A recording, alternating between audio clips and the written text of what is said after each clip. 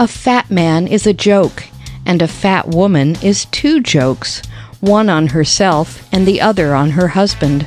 Half the comedy in the world is predicated on the paunch.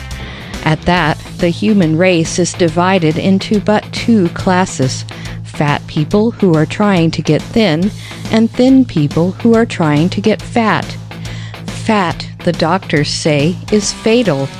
I move to amend by striking out the last two letters of the indictment. Fat is fat.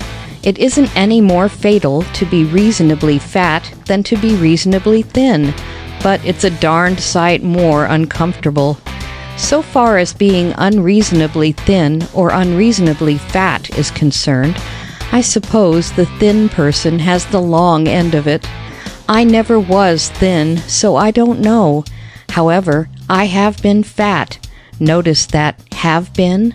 And if there is any phase of human enjoyment, any part of life, any occupation, avocation, divertissement, pleasure or pain where the fat man has the better of it in any regard, I failed to discover it in the 20 years during which I looked like the rear end of a hack and had all the bodily characteristics of a bale of hay.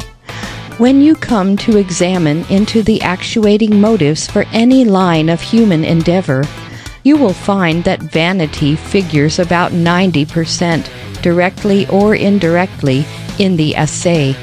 The personal equation is the ruling equation.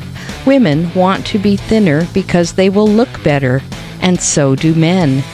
Likewise, women want to be plumper because they will look better, and so do men. This holds up to 40 years.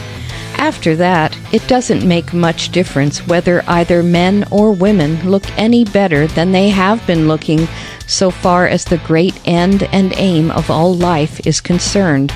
Consequently, fat men and fat women after 40 want to be thinner for reasons of health and comfort, or quit and resign themselves to their further years of obesity. Now I am over 40. Hence, my experiments in reduction may be taken at this time as grounded on a desire for comfort. Not that I did not make many campaigns against my fat before I was 40. I fought it now and then, but always retreated before I won a victory. This time, instead of skirmishing valiantly for a space and then being ignominiously and fatly routed by the powerful forces of food and drink, I hung stolidly to the line of my original attack, harassed the enemy by a constant and deadly fire, and one morning discovered I had the foe on the run.